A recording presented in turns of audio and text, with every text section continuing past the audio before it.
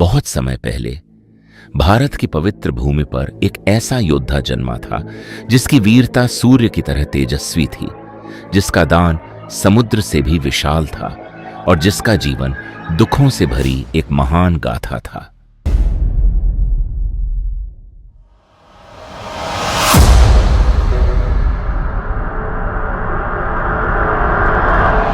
एक ऐसा योद्धा जो जन्म से राजा था, लेकिन जीवन भर समाज ने उसे सारथी का पुत्र कहकर अपमानित किया। एक ऐसा मित्र जिसने अपने मित्र के लिए पूरा संसार त्याग दिया, और एक ऐसा दानवीर जिसने अपनी रक्षा करने वाला कवच भी दान में दे दिया। आज की यह कथा सिर्फ एक योद्धा की नहीं है, यह कथा है सम्मान की, मित्रता की, त्याग की और उस महान आत्मा की जिसे दुनिया ने देर से पहचाना। युगों पहले कुंती साम्राज्य के राजा कुंती भोज की एक दत्तक पुत्री थी जिसका नाम था पृथा, जिसे संसार बाद में कुंती के नाम से जानने लगा। वह असाधारण रूप से सुंदर, बुद्धिमान और धर्मपरायण थी। जब कुंती छोटी थी तब महर्षि दुर्वासा, वही क्रोधी ऋष जिन्होंने इंद्र को शाप दिया था, कुंती भोज के महल में अतिथि बनकर आए। कुंती ने उनकी सेवा इतनी श्रद्धा और लगन से की, इतने धैर्य के साथ उनकी सभी आवश्यकताएं पूरी की कि दुर्वासा ऋषि प्रसन्न हो गए। जाते समय उन्होंने कुंती को एक अद्भुत मंत्र दिया और कहा, पुत्री, यह मंत्र तुम्हें देता हूं। जिस भी देवता का इस मंत्र से आह्वान करोगी, वह देव तुम्हारे सामने प्रकट होगा और तुम्हें पुत्र की प्राप्ति होगी। कुंती उस समय बहुत युवा थी। युवावस्था की जिज्ञासा और चंचलता में उसने सोचा, क्या सच में यह मंत्र काम करता है? एक बार आजमाकर देखती हूं।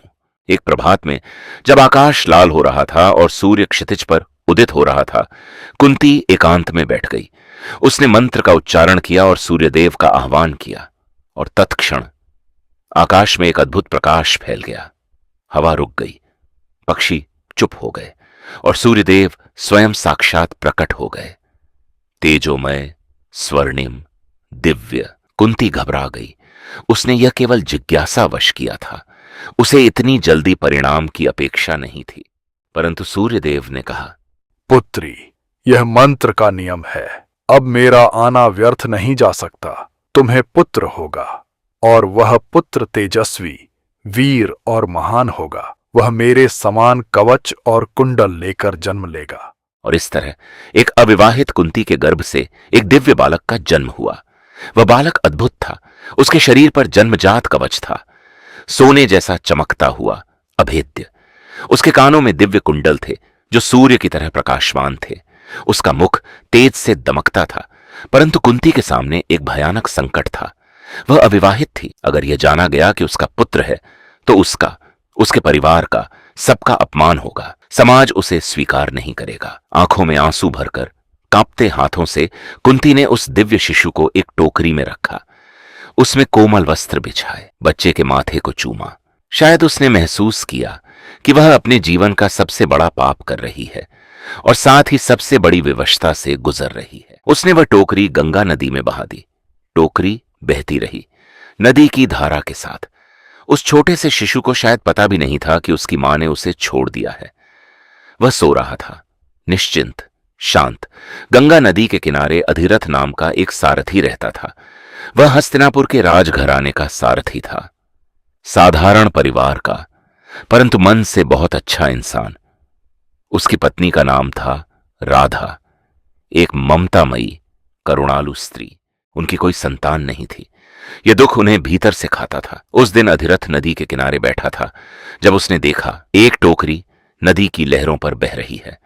वह उठा और टोकरी को किनारे खींच लाया। जब उसने ढक्कन हटाया तो उसकी आंखें फटी रह गईं।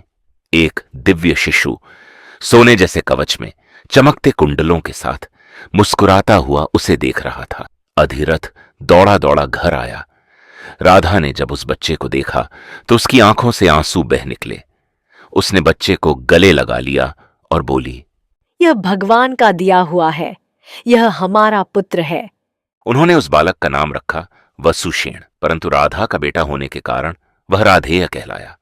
बाद में संसार उसे कर्ण के नाम से जानने लगा। कर्ण का बचपन साधारण था, लेकिन उनके भीतर असाधारण प्रतिभा थी। जब वे सूर्य को देखते तो उनके भीतर एक अजीब ऊर्जा जाग उठती। उन्हें धनुष बाण से प्रेम था, लेकिन समाज उन्हें हमेशा याद दिलाता था, तुम सारथी के पुत्र हो। जब वे राजकुमारों के साथ अभ्यास करना चाहते तो लोग उनका मजाक उड़ाते, लेकिन कर्ण ने हार नहीं मानी। उन्होंने मन ही मन कहा, एक दिन मैं संसार का सबसे महान धनुर्धर बनूंगा। कर्ण ने महान गुरु द्रोणाचार्य के पास जाकर शिक्षा मांगी। द्रोणाचार्य ने उसे ऊपर से नीचे तक देखा, फिर पूछा, तुम कौन हो, किसके पुत्र हो? कर्ण ने सरल भाव से कहा, गुरुदेव, मेरा नाम वसुषेण है। मेरे पिता अधिरथ हैं जो एक सारथी हैं। द्रोणाचार्य का मुख बदल गया। उन्होंने कहा, यह विद्यालय केवल क्षत्रियों के लिए है। एक सारथी का पुत्र यहाँ शिक्षा नहीं ले सकता। उसने सुना था कि परशुराम, जो भगवान विष्णु के अवतार माने जाते थे और जो सर्वश्रेष्ठ धनुर्धर थे, केवल ब्राह्मणों को शिक्षा देते हैं। कर्ण के मन में एक कठोर निर्णय उठा। वह महेंद्र पर्वत पर जाएगा जहां परशुराम निवास करते थे, और यदि परशुराम ने पूछा कि कौन हो, तो वह कहेगा कि वह ब्राह्मण है।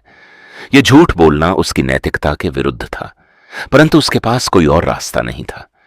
जिस विद्या पर उसका अधिकार था, उसे समाज ने उससे छीन लिया था। कर्ण परशुराम के आश्रम में पहुंचा। परशुराम ने देखा, यह युवक असाधारण है। इसके नेत्रों में तेज है, शरीर में बल है, मन में लगन है। परशुराम ने पूछा। कर्ण ने झिझकते हुए कहा, गुरुदेव, मैं एक ब्राह्मण बालक हूं, आपसे धनुर्विद्या सीखना चाहता हूं। परशुराम ने उसे शिष्य के रूप में स्वीकार कर लिया। वर्षों तक कर्ण ने परशुराम से शिक्षा ली। वह सबसे होनहार शिष्य था। धनुर्विद्या में उसने असाधारण प्रवीणता प्राप्त की। परशुराम उससे बहुत प्रसन्न थे और उन्होंने उसे ब्रह्मास्त्र सहित अनेक दिव्यास्त्रों का ज्ञान दिया। परंतु एक दिन एक ऐसी घटना हुई जिसने सब कुछ बदल दिया। दोपहर का समय था। परशुराम शिक्षा देते देते थक गए थे। उन्होंने कहा, कर्ण, मैं थोड़ा विश्राम करूंगा। मेरा सिर तुम्हारी गोद में रख दो। कर्ण ने गुरुदेव को अपनी गोद में लिटाया। परशुराम सो गए। कुछ समय बाद एक विशाल बिच्छू कहीं से आया और कर्ण की जंघा में डंक मार दिया। दर्द असहनीय था, रक्त बहने लगा, परंतु कर्ण हिला नहीं।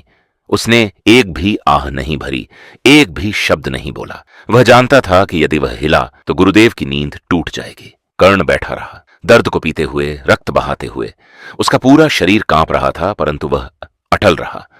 जब परशुराम की आंख खुली तो उन्होंने देखा, कर्ण की जंघा से रक्त बह रहा है और वह चुपचाप बैठा है। परशुराम उठ गए।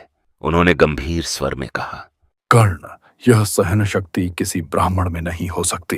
ब्राह्मण इतना कष्ट नहीं सह सकता बिना बोले। तुम सच बताओ, तुम कौन हो? कर्ण का सिर झुक गया। उसकी आंखें भर आईं और उसने सच बोला, गुरुदेव, मैं एक सारथी का पुत्र हूं। मेरे पिता अधिरथ हैं। मैंने आपसे झूठ बोला क्योंकि दूसरा कोई रास्ता नहीं था। मुझे क्षमा करें। परशुराम का मुख क्रोध से लाल हो गया। उनकी आंखों में आंसू भी थे और क्रोध भी। वे बोले, कर्ण, तुमने मुझसे छल किया। तुमने मुझ गुरु से झूठ बोला। यह घोर पाप है। अतः मैं तुम्हें शाप देता हूं। जब भी तुम्हें इस ब्रह्मास्त्र विद्या की सबसे अधिक आवश्यकता होगी, उस क्षण तुम इसे भूल जाओगे। जिस विद्या को मैंने तुम्हें दिया, वह तुम्हारे संकट के क्षण में तुम्हारा साथ छोड़ देगी। कर्ण के पैर कांप गए। यह वह श्राप था जो उसके जीवन का अंत लिखने वाला था, परंतु अभी वह यह नहीं जानता था। परशुराम ने फिर एक पल रुककर भरे गले से कहा, कर्ण, तुम महान योद्धा हो।